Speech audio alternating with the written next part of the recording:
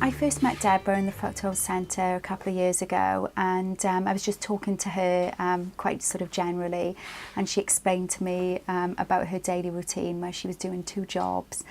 She was raising a family as well, and she was also taking other qualifications. I've got 2 children, 2 jobs, and I was doing 3 courses. I was trying to teach. When I was doing my teaching practice, I had to do the practice around my work. I was also teaching Polish students voluntarily and mentoring GCSE, and it's like my little oasis away from work, and it's so different from work. It's just a joy to go and thoroughly enjoy it.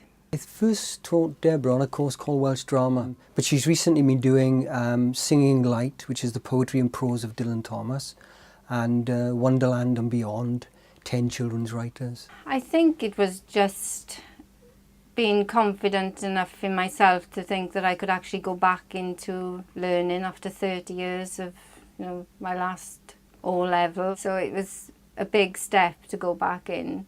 And that's why I started at GCSEs. I thought, well, if I can do that, then I'll be fine. And I enjoyed that so much, and then decided to go on.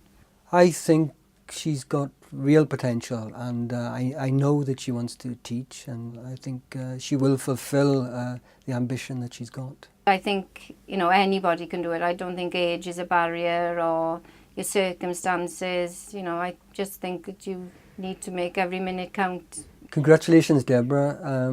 You truly deserve this award. I'm very pleased that you did get it, and I wish you the best for a future I'm sure will be a good future. Congratulations, Debra. You thoroughly deserve to win the Nias Dysgu Cymru Higher Education Learner Award. Well done.